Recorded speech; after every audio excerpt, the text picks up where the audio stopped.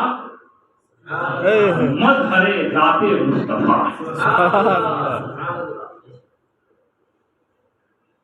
اسی لیے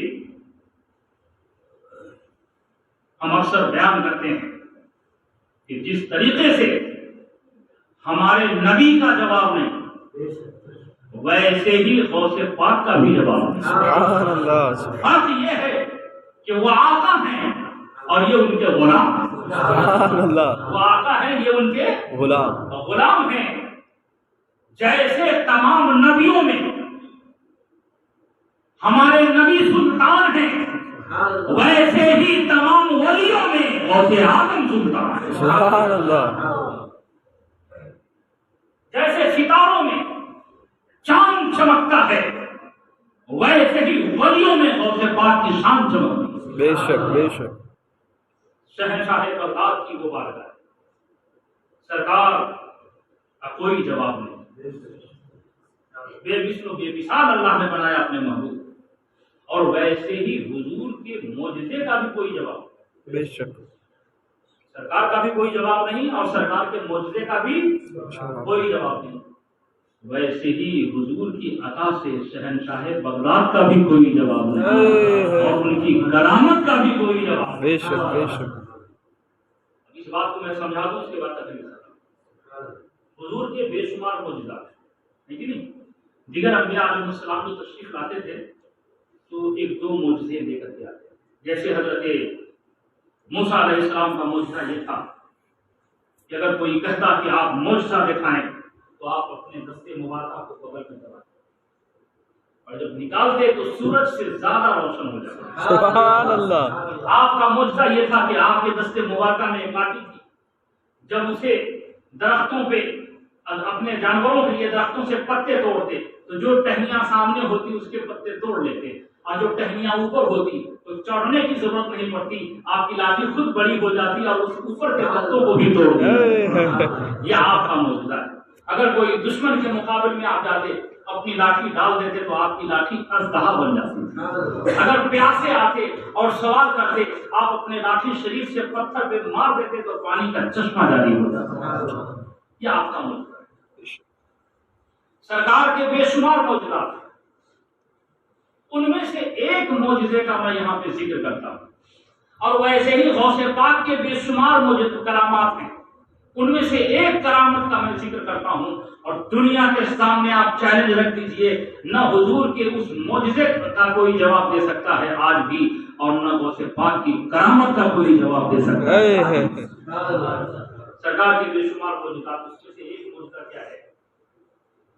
آپ نے سنا ہوگا علماء کرام سے کہ ایک مرتبہ ابو جہل حضور کی بارگاہ میں آیا اور اس نے کہا اگر آپ نبی ہیں تو بتائیے میری مٹھی میں کیا ہے. سبحان اللہ.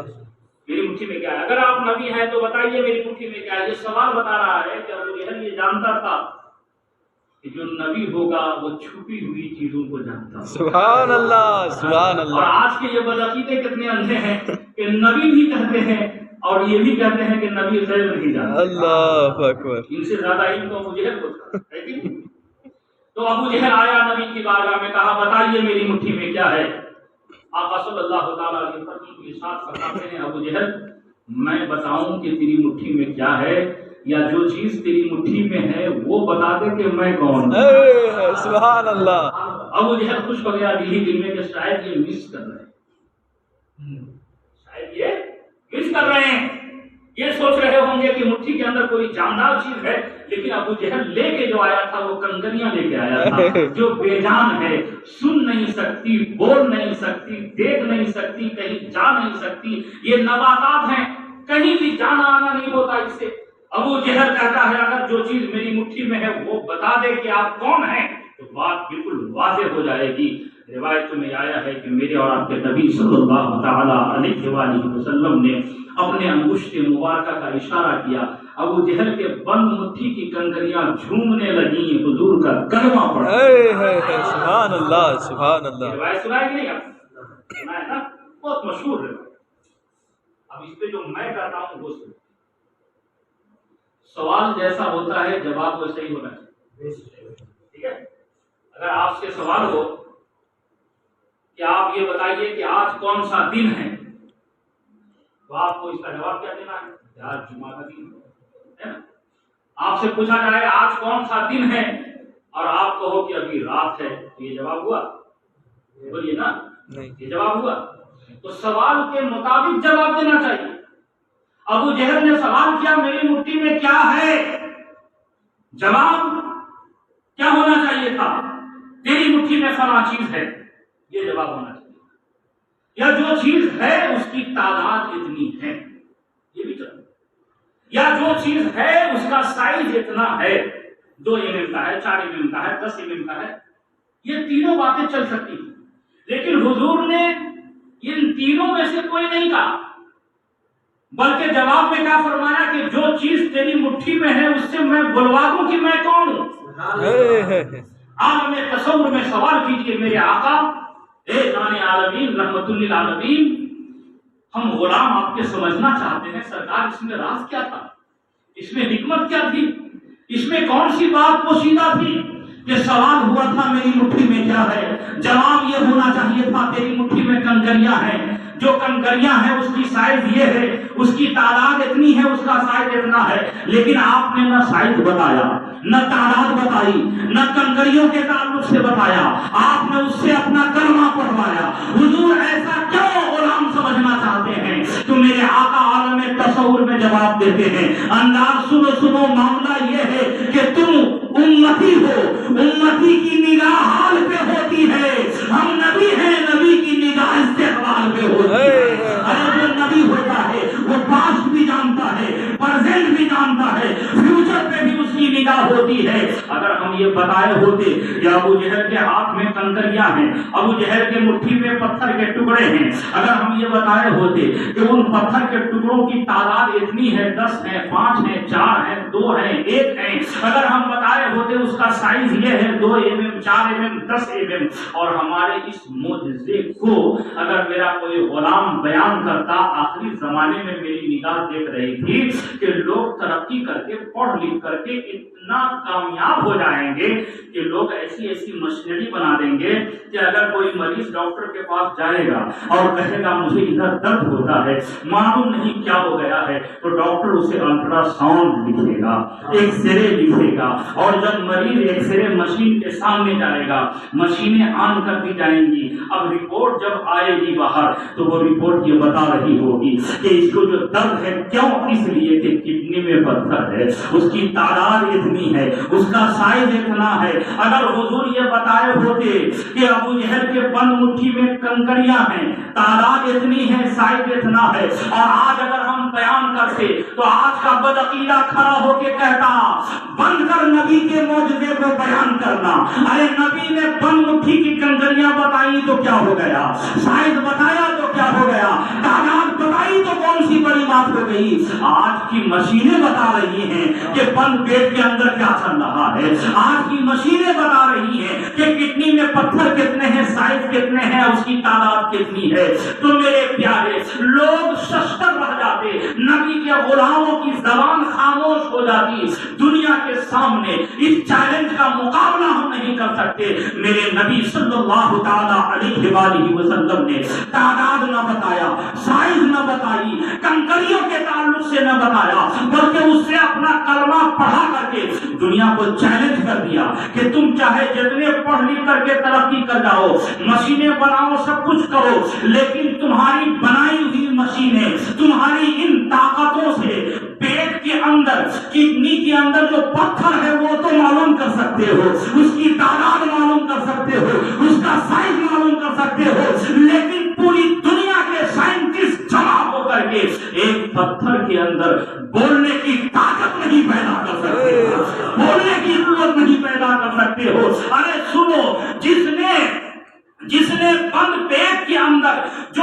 کنکریاں ہیں اسے بتا دیا، اسے دنیا دار کہتے ہیں، اور جس نے اس پتھر میں بولنے کی طاقت پیدا کر دیا اسے مدینے کا تاجدار کہتے ہیں۔ اللہ اکبر، یا رسول اللہ، عشق محبت، عشق محبت، اعلی حضرت، میرے نبی کا معجزہ کل بھی لاجواب، بے شک، آج بھی لاجواب، بے شک، اور صبح قیامت تک لاجواب ہے۔ بے شک آج دنیا پڑھی لکھی دنیا سے آپ سوال کیجئے کہ ہے جرأت و ہمت ایک پتھر کے اندر بولنے کی طاقت پیدا کرو، سب سر توڑ کے بیٹھ جائیں گے، لیکن اس سوال کا جواب کسی کے پاس نہیں۔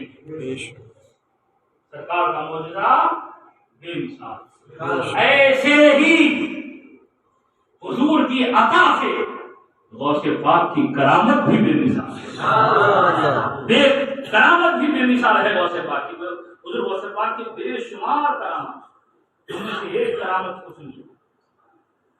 بچپنے کا زمانہ، دودھ پینے کا زمانہ، آپ کے دایا کے پاس گزرا ہے۔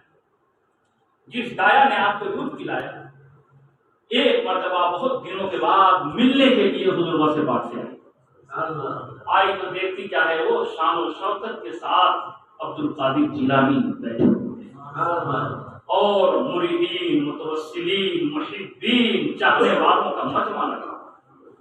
حضور غوث پاک جب بیان فرماتے تھے نا تقریر، تو آپ کی تقریر میں 70 ہزار لوگ جمع سبحان اللہ، اور بغیر مائک کے تقریر ہوتی تھی، اور تقریر بھی ایسی کہ آواز شریف آپ کی جتنے سامنے والے سنتے تھے اتنے ہی پیچھے والے بھی سنا کرتے۔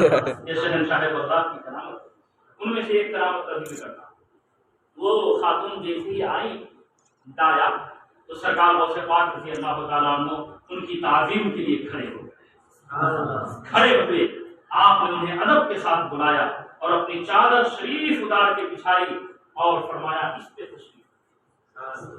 لوگوں نے دیکھا، کہا حضور یہ کون خوش نصیب ضعیفہ ہے جن کی تعظیم ولیوں کا سلطان کر رہا ہے۔